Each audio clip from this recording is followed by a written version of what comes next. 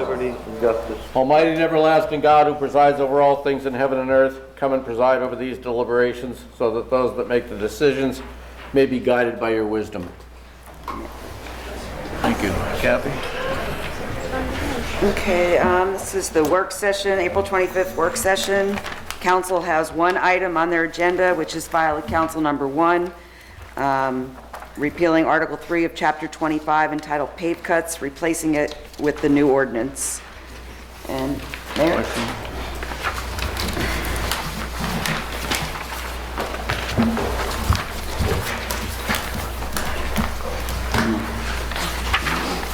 Hi everybody, good evening. I have to apologize, I have an allergy situation. You probably noticed my voice changed, but I'm not getting older like you're not a teenager, your voice changing. But it is due to allergies, so I apologize for that. Yes, we have several items on the agenda for tonight.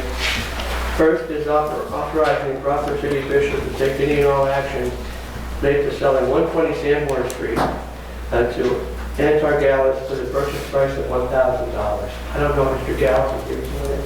I don't think so. This is a property that was a demo on Sanborn Street. It was a property that was really in bad shape. We tore it down, and we're looking at selling it now so that this gentleman can build a single-family home residence on this property. So we're going to put it back on the tax roll and generate some income for us, but also provide a spot that people can live now, which is just a vacant lot. So I'm asking for your approval to sell this parcel of land, Mr. Gallus, for $1,000. It was appraised by the city appraiser at $1,000. I know there was some reference to it being worth $14,800, but that's from the county, and that's when probably there was a house on the property and so forth years ago.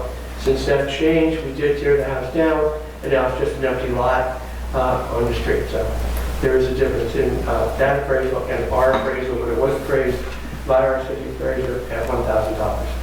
Any questions on that, Council? I do have a few questions on it.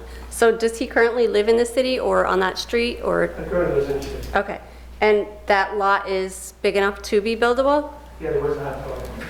Perfect. Well, I know that since houses were built many, many years ago, sorry for that. Many years ago, the zoning has changed on sizes of lots, so it is buildable then? Yeah, and the gentleman would have to go before zoning, depending on what type of house he's building and so forth. Perfect. Thank you. But this is basically for the approval to sell it to him. Then you'll have to go through the normal procedures. Council, you're very much aware of. Yeah. Mr. Mirren, you have a question? Oh, no. Oh, I'm sorry. Mr. Belusco, any questions? No, thank you, Mr. Chairman. Thank you. Mike, can you hear me okay? I can hear you okay, fair. Thank you.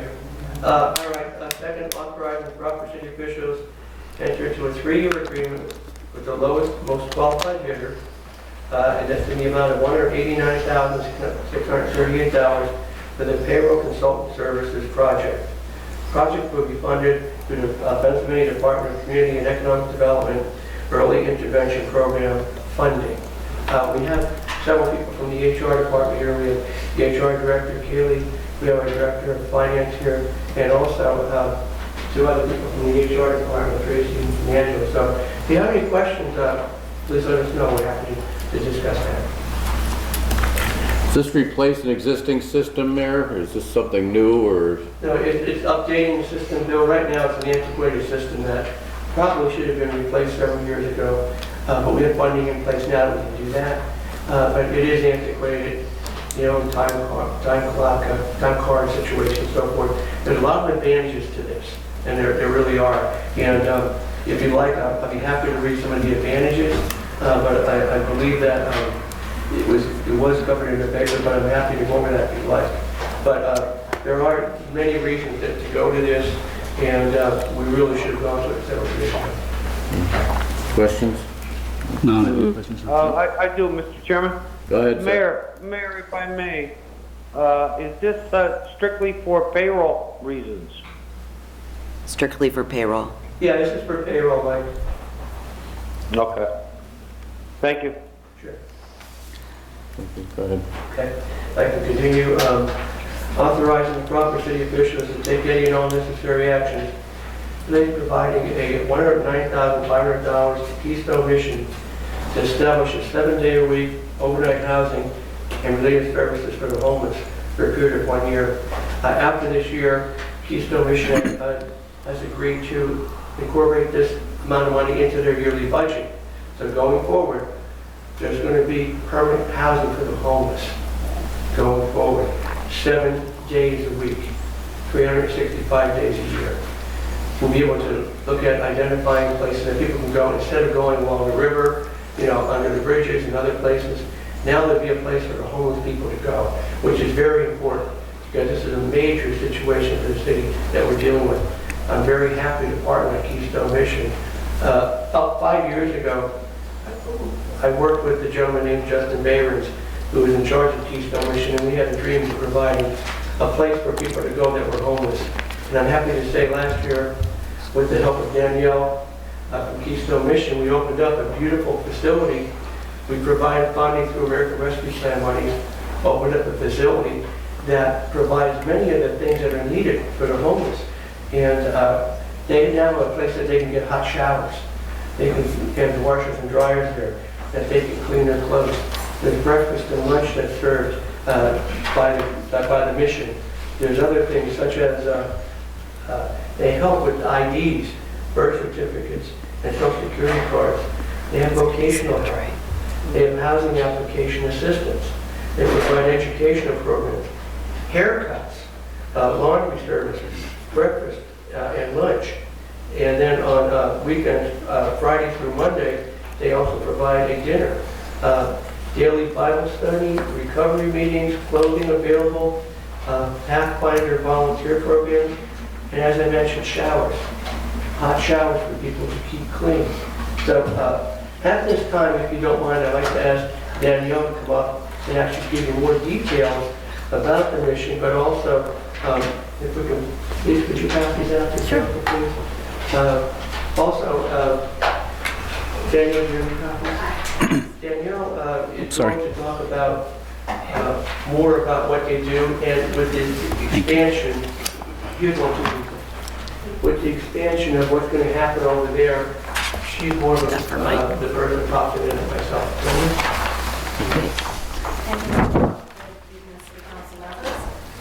Thank you for allowing me to speak on behalf. Can you hear me properly? Yes. Mike's on the phone, so. Oh, okay. Thank you for giving me the opportunity to speak this evening and just give a brief overview of Keystone Mission and some of the services that we provide. As you know, we opened up our Wilkes-Barre Innovation Center on October 26th of last year, 2023.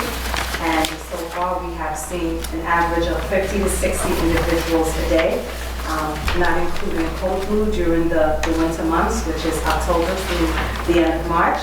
Which averaged about 30 people a night for cold brew. We also help individuals sign up for many vital documents because, as you know, many of them, as they're outside, they're sleeping, they're unsheltered, they lose documentation, and in order for them to move forward and they regain certain access to, for example, jobs or apartments, they need to have the basic things such as state IDs or birth certificates. So we help with that respect as well. Our staff help them complete the application, also medical insurance if they need. We also help out those individuals who, because we do have individuals coming in who we realize have a literacy problem. There is a certain percentage, so we are working on getting those services in there as well. So the aim is that once they are positioned and poised to go forward, that they'll be able to function totally on their own. Questions for Danielle? How many could you accommodate? How many individuals could you accommodate in this shelter, the overnight shelter? We hold, for cold brew, we hold up to 50, so it would be the same space that would be used, so it would be up to 50 individuals. Okay. Yeah, thank you. Well, sounds like a wonderful idea. It's a great idea. I pass there all the time and I see the families out there waiting, and it's kind of heartbreaking at times. You know, it's a great thing that you guys do, and that's heads up. Thank you for all you do. Yeah, thank you.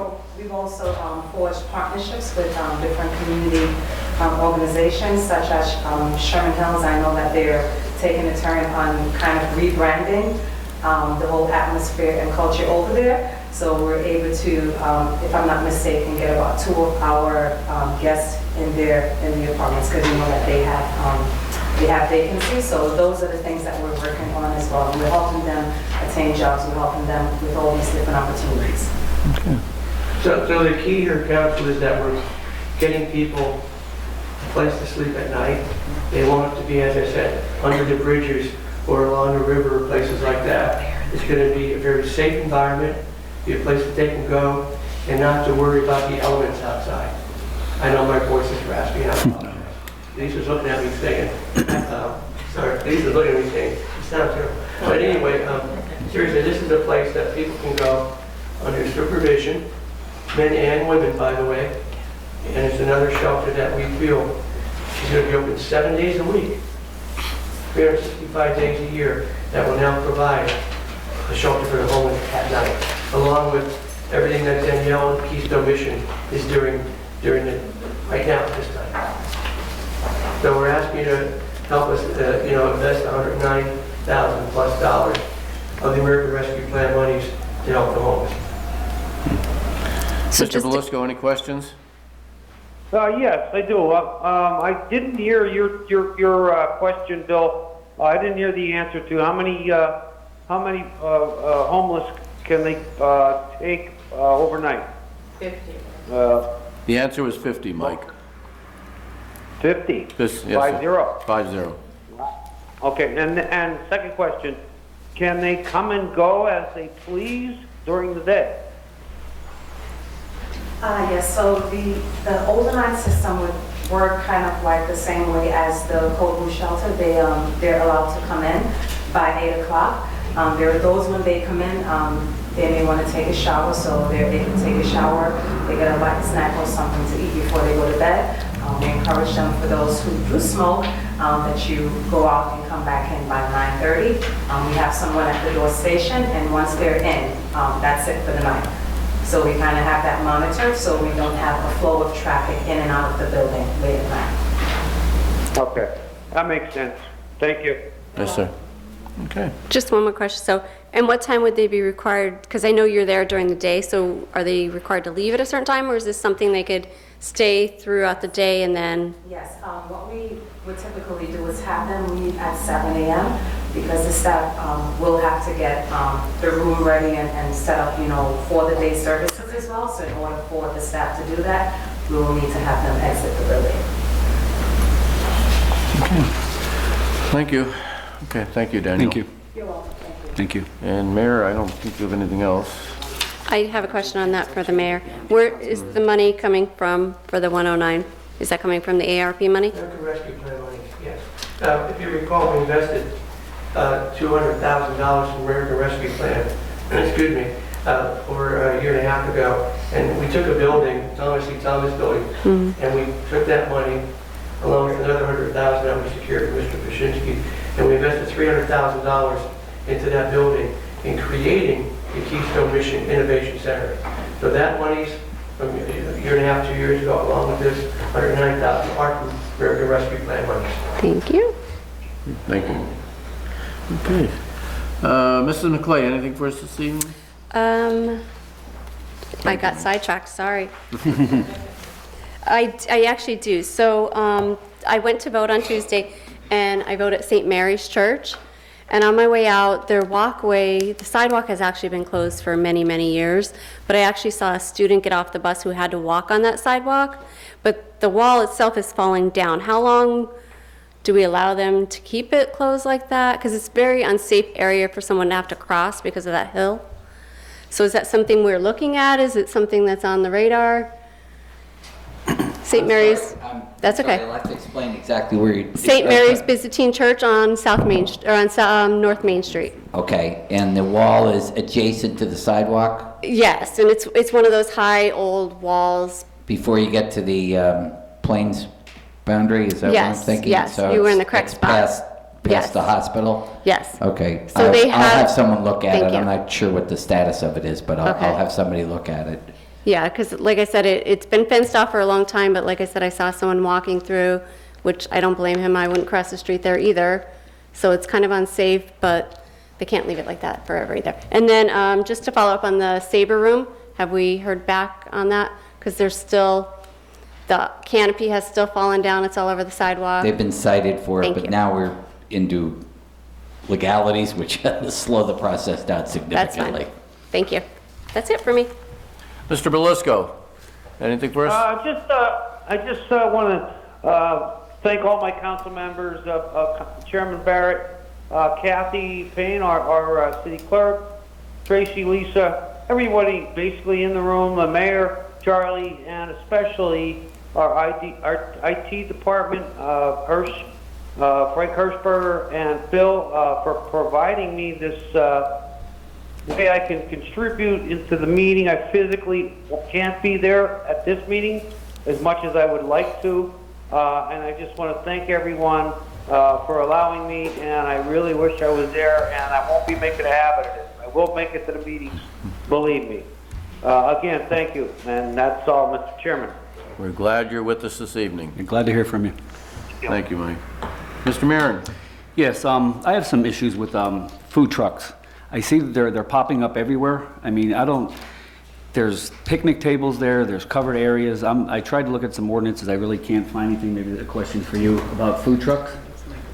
They're scattered all around the valley. Right, they're proliferating. Yeah. They get health licenses, which is the major issue. Right. The second issue is whether or not they become some type of a structure. So we periodically have to go in. The biggest example was the parking lot at Jewel Corps. Right. They had started to build up a fairly significant structure, and we told them to stop that. So and they're on private property. So we really don't have any rules on private property as long as they get a health license. Right. And they're not a structure. If they become a structure, then they become subject to our code, et cetera. Right, most of them have been putting up canopies and Right. tables, and it's Right. just, I just saw a new one up today. So. Right, they're very, Oh, sorry. yeah, they're quite prevalent now. And as long as they don't do any structures, we really don't have anything other than health. Okay, all right, thank you. Thank you. And also, this is pertaining to the boat launch that I spoke about the last meeting. I was down there, and the lines aren't very visible at all. They're like kind of faded out. I was wondering maybe we can get them repainted or something like that to help the boaters out, and maybe some signage to where the trailers pull in, Yeah. like a no parking. Councilman, after you reached out to me, we did instruct our park enforcement to periodically go down there and make sure that people are not parking in the trailer zone. Okay. Okay, but we can repaint. All right, yeah, I appreciate that. Thank you. Yeah, that's all I have for today. Mr. Thomas? I didn't forget you this time. Right.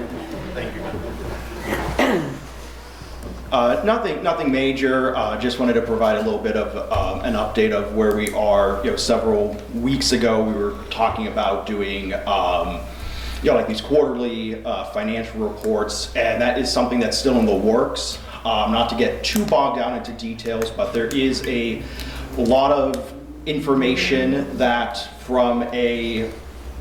to an outside perspective, it's a lot of inside baseball in terms of financial, in terms of finances, so to speak. We have over 133 revenue line items alone to look over. So it's a lot of data to parse down into a way that could be presented in a digestible way for council and the public. But from speaking with Brian and my staff, from what we've reviewed thus far, year over year, there's nothing. We're more or less hitting similar benchmarks throughout the year.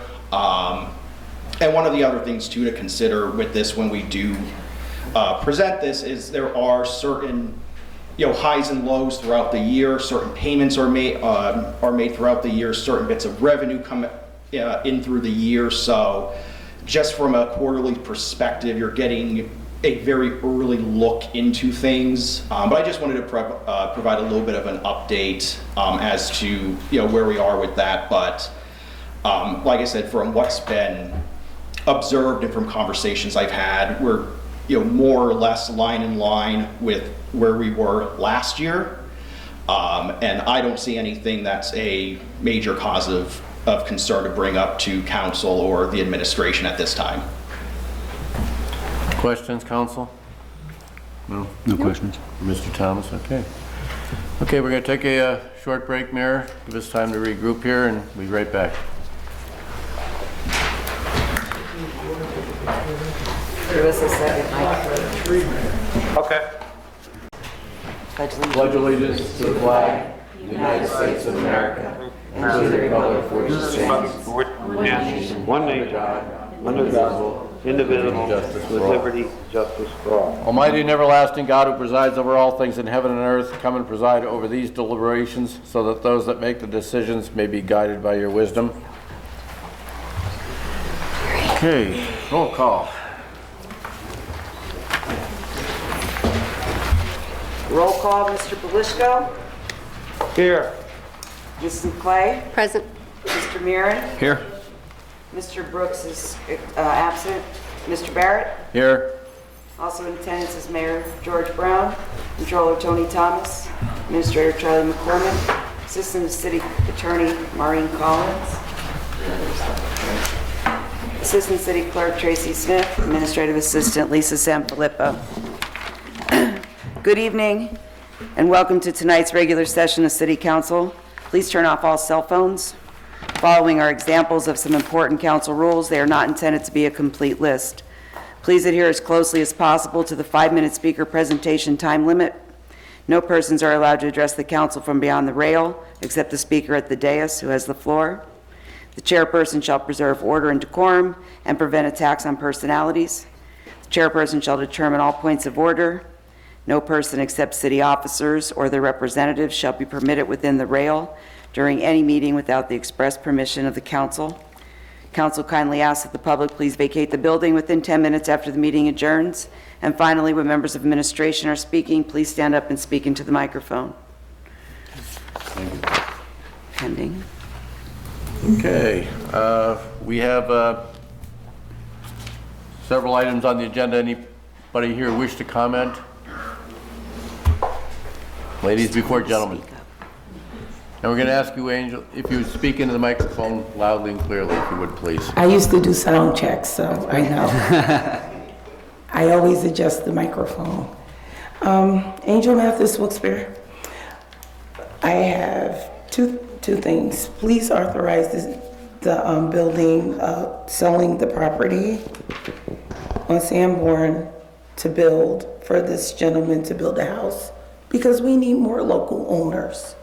Because as we stand today, a lot of Wilkes-Barre is owned by New York and California, who's pricing us out of our, pricing normal people out of their home, out of living comfortably. So please vote yes for that. The second thing, the other question that I have is for the providing the 7-day-a-week overnight housing with Keystone Mission for the homeless for the year. It's a good initiative, considering the fact that I will be one of the topics that I have for later is with the homeless situation, considering the Supreme Court case that just took place this week. But with that, are they required to attend any religious services? You can. So although Keystone Mission is a faith-based nonprofit, no one is required to attend any Bible study or anything religious in order to receive services. So we see any and everyone, male, female, and however they identify themselves. Thank you for answering. Thank you. That was my only question. You're welcome. Okay, thank you. Mr. Troy? Yes, a couple comments. First of all, on the selling of that lot for $1,000, seems rather a paltry sum. I guess the gentleman who sets the price isn't here. I always forget his name.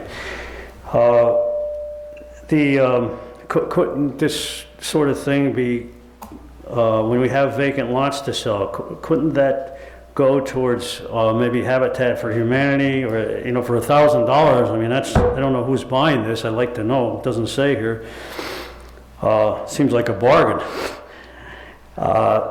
Habitat for Humanity, in terms of resolving this homeless crisis, which is getting out of hand, to maybe encourage them or someone to build, you know, affordable housing, some modest homestead to at least in some small way. I mean, it seems like there's a lot of these that pop up every now and then, and I think the city would be better advised to look into that. That would go directly, in my opinion, towards resolving the problem of the homeless situation. As far as the second item goes, $189,000, and I see it's coming out of the DCED program. Did the city, does anybody know, I asked Ms. Payne about this, she wasn't aware of it, but doesn't the city do their own payroll services before? And was this put out, was an RFP put out for this, Charlie? These issues, of course, you know, I think deserve an answers for the taxpayers. From the best of my knowledge, I mean, do have a pretty good staff here. Is this capable of being handled in-house? This software that's being provided here, I guess the answer is no. I don't know. But again, these questions prop up. I mean, why spend $189,000? It's still taxpayer money, despite the fact that it's a grant. Why spend $189,000 for something that could be handled in-house? I mean, if it is capable, if it's not, it's not.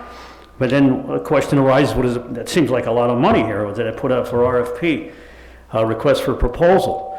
And the last item, as far as the Keystone Mission goes, I mean, you know, I've always been a homeless advocate, but I mean, an advocate to resolve the problem, and it's getting out of hand, and it's nationwide. There's articles, if you want to read them online or wherever, New York Times. The problem is going out of proportion, and certain cities are dealing with it more effectively than others.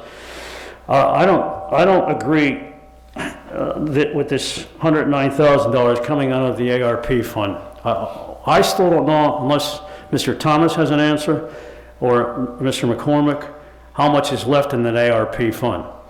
And until we get an answer for that, I don't, look, I mean, maybe the woman from, I agree with their work. I mean, I think it's great to take people off the street, don't get me wrong. But the question is, they're handling this now to some extent. So you're gonna deal with 50 people. What about the rest of the people? You know, the homeless, has anybody ever do you have a count on the homeless situation, Mayor? Or it must be several hundred people in this area that are homeless. So how are you going to prioritize? You have 50 people you're going to make homes for, right? I mean, you're going to give shelter to. 50? Oh, I'm sorry. 50. So how do you actually discriminate? Mr. Troy, talk to the microphone and speak to us.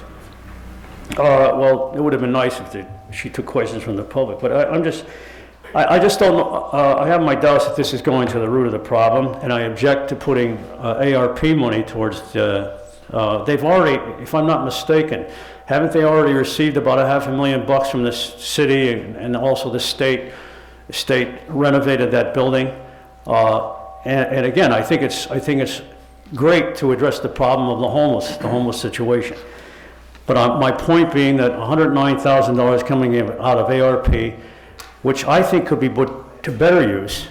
I mean, are they that stretched now that they can't do this sort of thing now?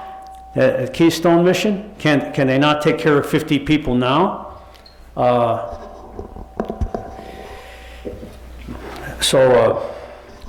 I would just urge council to put this on the back burner. Until more information is revealed. Have they received? Do you know, Mr. Barrett, something to the excess of $500,000 of ARP money? That's a lot of money. That's what I heard. I mean, I don't know if that's justified or not. Okay, well that's basically all I have to say anyway. Thank you, Mayor.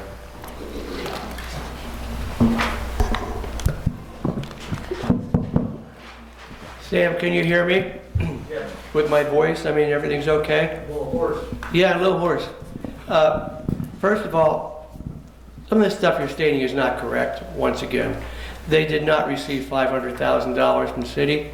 If you were here before when I discussed the program that's go on over Keystone Mission, a year and a half ago, 2 years ago, we awarded $200,000 to Keystone Mission from American Rescue Plan. And we took a building that was empty. And we actually created a place that now Keystone Mission, with Danielle and her staff, provides a place during the week that they can go for hot showers and they can get breakfast and lunch there. They can get all the services that are outlined, helping them to not be homeless any longer. So yes, we gave them $200,000. Mr. Pashinsky also got another $100,000. This money that we're going to provide to them with council's approval is taking homeless people off the street. You say you're a homeless advocate. We're taking at least 50 people off the street, providing them something they don't have now. A place to go that's safe and secure, a place that no matter what the weather is, if it's the wintertime, it's heated, if it's the summertime, it's controlled, and they have things like they can get snacks, they can also take a shower there. There's a lot of things that they're going to get for this money. And the other part of this, Sam, because you came in late, you probably missed, after this first year, the $109,000, that pays for staffing. 7 days a week, 365 days a year is what that $109,500 goes to. After that, Danielle has agreed to put that into her yearly budget. So after that first year that we're paying for, Keystone Mission will pick up the cost. And going forward, they'll have a place for people to go 7 days a week, 365 days a year for homeless people to help them. That's what we're doing. And that's something that I think is very important. And I'm behind this 100%. I hope City Council feels the same way. I know you have objections to just about everything we propose. This is something for the homeless that I think is going to be very, very helpful to them. Get them away from the river and places that are not safe, under bridges and other places. Let's get them to a place that's supervised. They have a great reputation, Keystone Mission. So I'm hoping the City Council feels the same way I do. Charlie's going to answer the other part about the payroll that you questioned. Appreciate it. Sam, that was RFP'd. In fact, after the RFPs were received, there were multiple meetings with the applicant companies, fine-tuning what would be necessary for this. Just to give you a way of background, this was recommended in the prior administration through the PFM Group's analysis of a 5-year plan for the city of Wilkes-Barre. It was recommended. We're getting around to it. It's not something that this administration just picked out this year and decided what to do. I'm sure you're not aware of this, but shockingly, our HR department manually intervenes for all of the calculations until they're placed into this will take that out of the hands of the HR. That'll reduce errors, make it more efficient, reduce administrative costs that we do. They have to do all calculations by hand to deductions. They also have to do all of the tax calculations by hand at the present time. For I think it's 189,000, I don't know the exact figure here, that's 3 years once this system gets up. So we're modernizing it, and also the system modernizes for the benefit of the employees. They can make modifications to what they want to do, their W-9s, etc. We can be more efficient on tax calculations so that we don't make mistakes and the taxes are adequately subsidized for the employees or taken out for the employees. So this is a long time coming, should have been updated an awful long time ago. And we've been able to find the resources for payment on this for 3 years. Okay. Anyone else on pending legislation? Linda?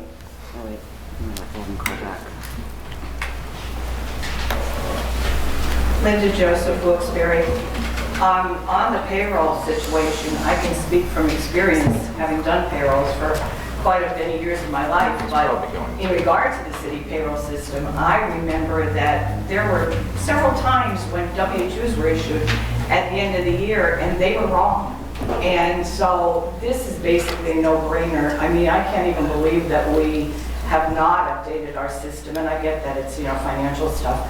But this has to be done. I mean, there are so many ways that this improves everything with this. So, this is way overdue.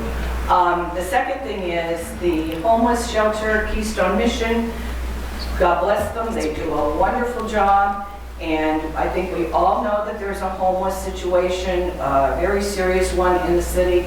And that situation affects every one of us. And if we can help, which we are obligated to help, with the money from the ARP, like we've given to everything else, this is a serious situation that we need to take care of and to help them do what they need to do. And as much as we can do to help turn those people around where they're having jobs, where they at least have off the streets when it's cold or too hot or whatever, and just keep them coming in and out. I think it's absolutely the way we should go, and I absolutely approve that.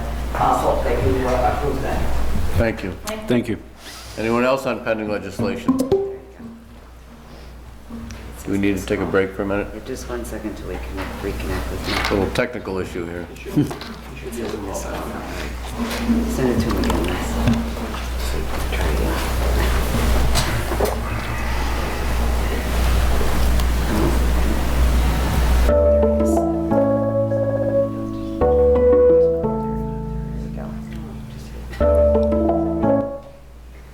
Okay, you there, Mike? Okay, I don't know, Charlie was talking and I lost you. We got it all figured out now. That's what you always say, Michael, when I'm talking. No one else on pending legislation, correct? Okay, all right. Okay, would council like to take the resolutions and the minutes as a consent, or is everybody Any okay? objection to consent? Any objection? Okay. So we'll need a motion and a second on the 3 resolutions and the minutes. Motion. Second. Motion by Mrs. McClay. Second, by Mr. Mr. Marin. Marin. Mr. Belishko? Yes. Mrs. McClay? Yes. Mr. Marin? Yes. Mr. Barrett? Yes. Okay, and then we have the single ordinance filed council number 1 of 2024 relative to the pave cut ordinance. We need a motion and a second. Motion. Motion by Mr. Marin, Second. second by Mrs. McClay. Mr. Belishko?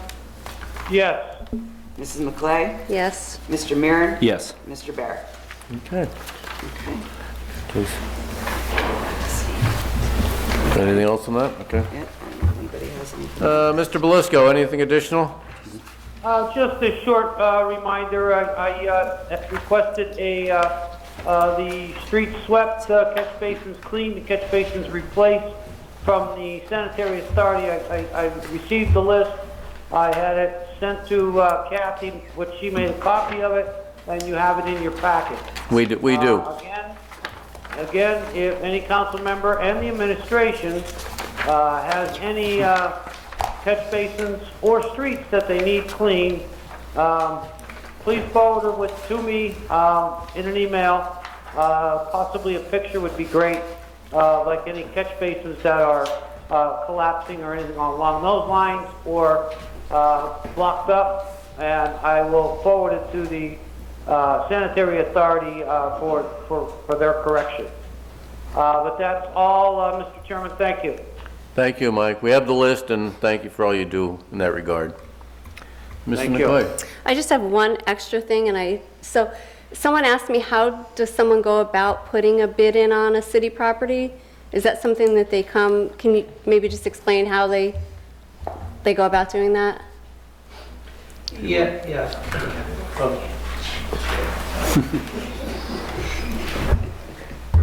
Sorry about that.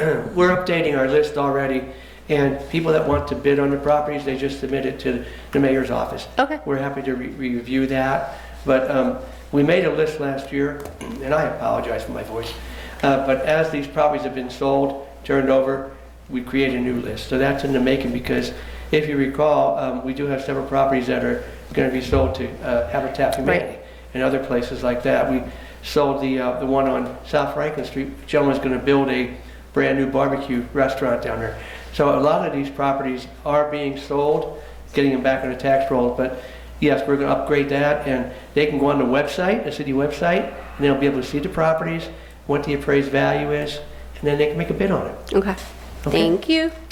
That's it. Thank you. Mr. Maron? No, nothing. Nothing else. additional? Mr. Thomas, anything additional? Nothing additional. And I as well have nothing additional. Okay, Angel Mathis. Now I remember what the third thing is. Angel Mathis, Wilkes-Barre. The first thing I have is parking. Parking on South Franklin Street is ridiculous. Now we have people who park there for days and weeks at a time because it's almost virtually impossible to park when you have so many people living on top of people on a street that was never meant to be apartments. Where, you know, when the ordinance for the one-sided, I'm more than sure the ordinance for the one-sided parking was actually made when all the houses were single-family houses and they all had driveways. Now you have houses with 5 to 6, as many apartments as they can cut the apartments up from New York owners. And there is literally nowhere to park. And literally, people like in front of 490, and I know because I live at 492, there is a car that's been out there for a week and a half.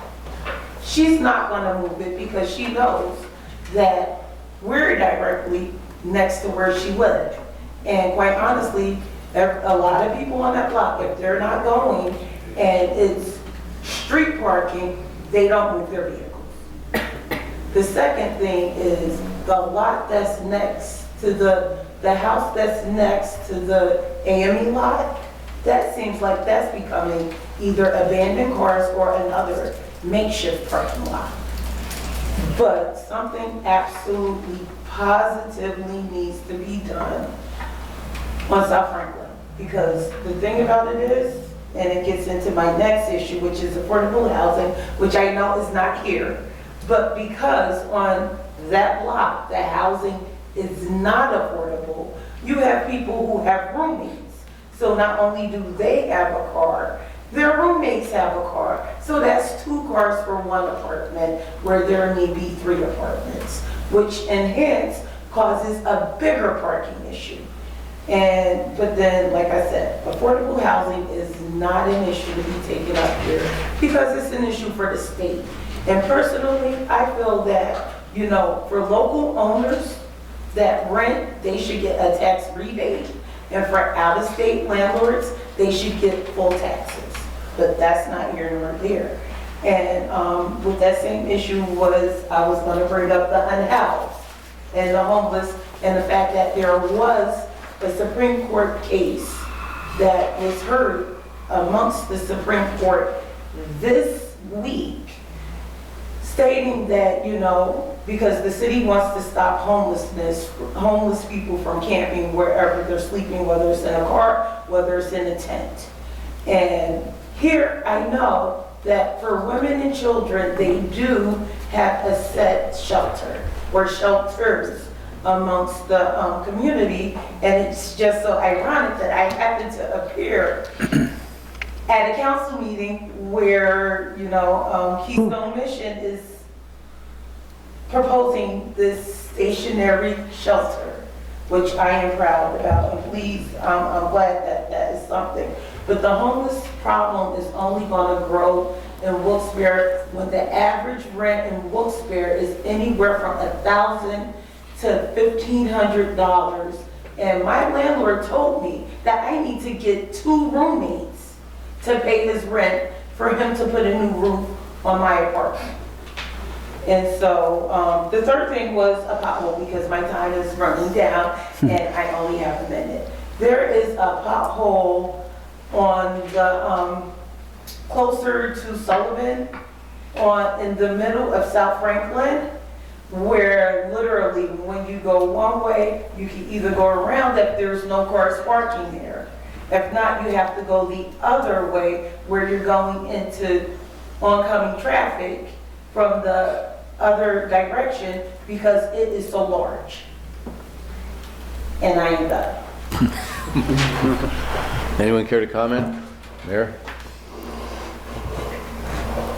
Angel, did you report that pothole to Lisa in the pothole line?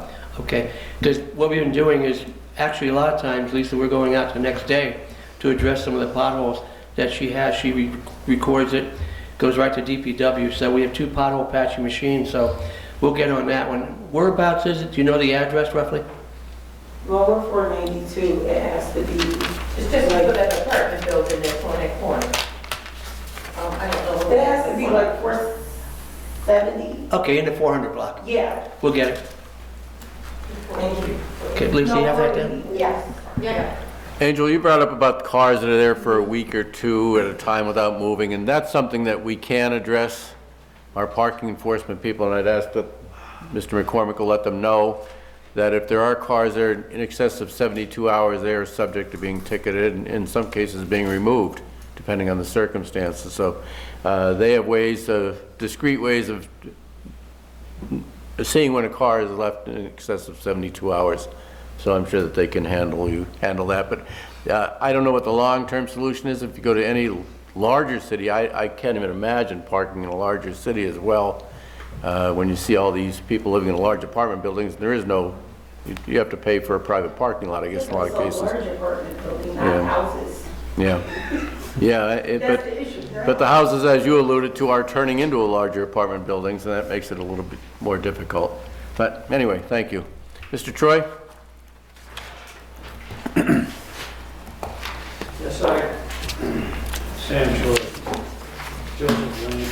I just want to, I'm going to ask you to speak up a little bit because we are doing some remote. Can you hear me? No, I couldn't. That's a change. I wanted to ask the mayor personally and council to urge him if he doesn't have the commitment. Some time ago when I was on the Shade Tree Commission, we planted a tree in Public Square, a linden tree to be exact, to commemorate the efforts of the healthcare workers during the pandemic. And to date, as far as I know, we were supposed to get a plaque to indicate that that was the case. And even though the Shade Tree Commission is defunct since the mayor fired me, for all intents and purposes it's defunct, I would still like to see a plaque on that tree, because the healthcare workers, as you know, did yeoman's work in getting us through that crisis.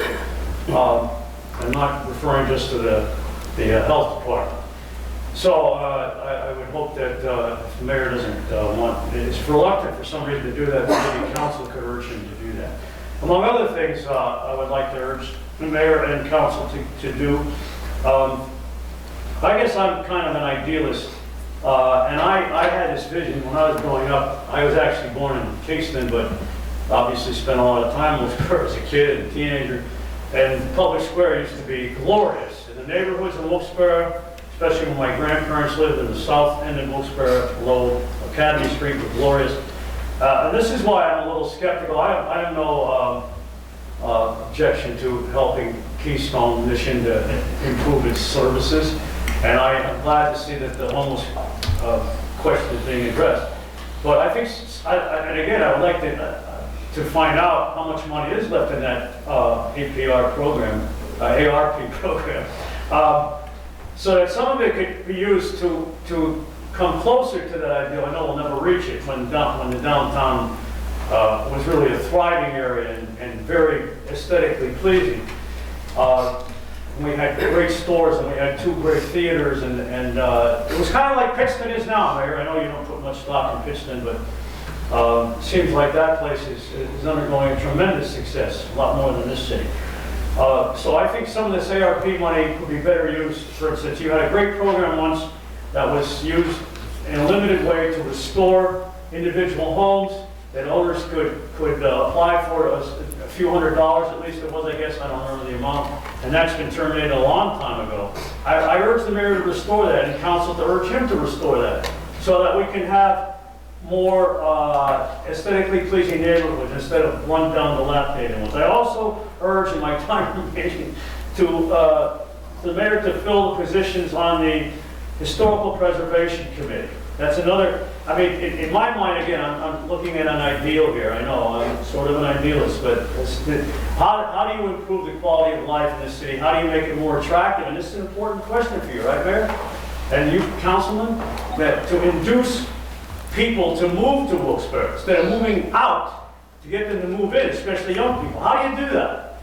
I mean, there's a committee should be, maybe study that question individually and have some liaison with council and maybe even the mayor to go over specific recommendations.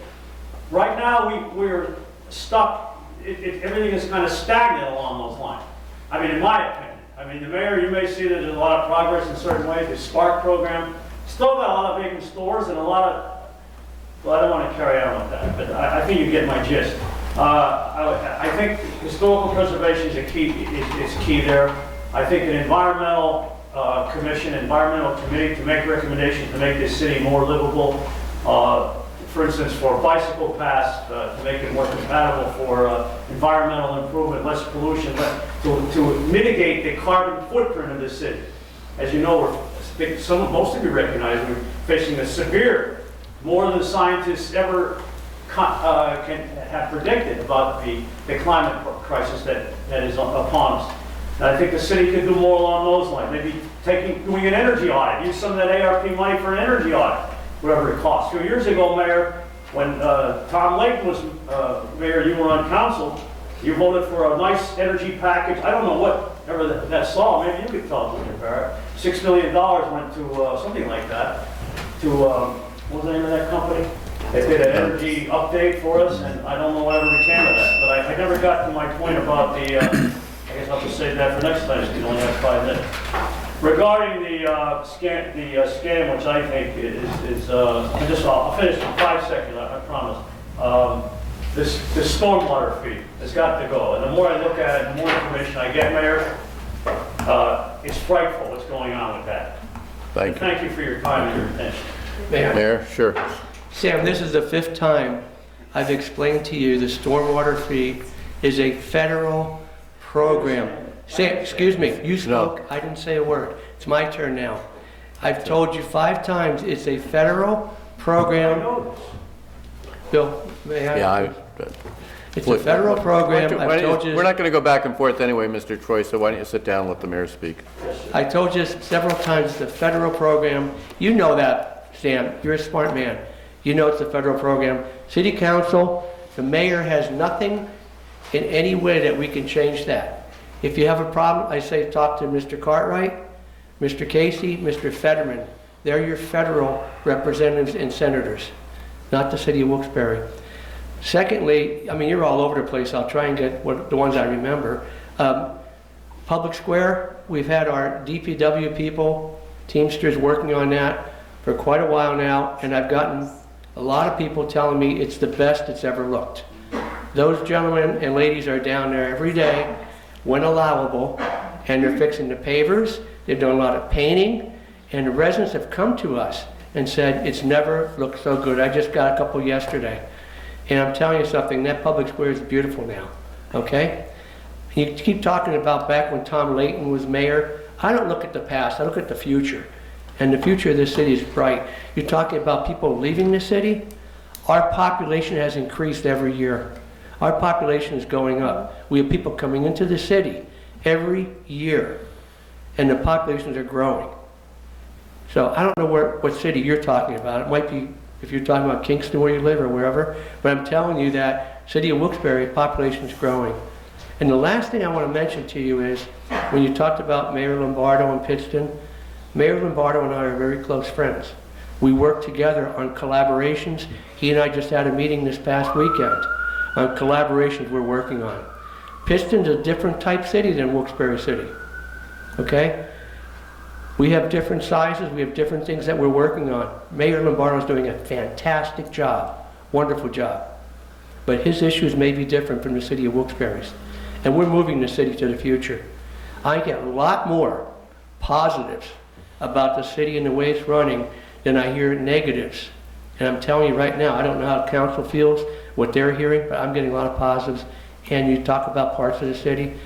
Every park is being done over. We're building our third special needs park that's never been built before. And we're increasing a lot of the activities for our young people, working on the homeless right now, as you can see. We're bringing people here. We're talking with people about bringing new jobs to the city. That's not public, but they're coming into the city, new jobs. So I see this year, next year, being probably record years for the city of Wilkes-Barre. Don't know what you see, Sam. I don't know what parts of the city you go into, but I live it every single day. Thank you, Mayor. Thank you. Any comment from council? No? Okay. We have nothing further. We need a motion to adjourn. Motion. We're adjourned. Thank you, everyone. See you, Mike. Bye, Mike. Thanks, Mike. Thank you. See you guys. Good thing you stayed, buddy. What time tomorrow?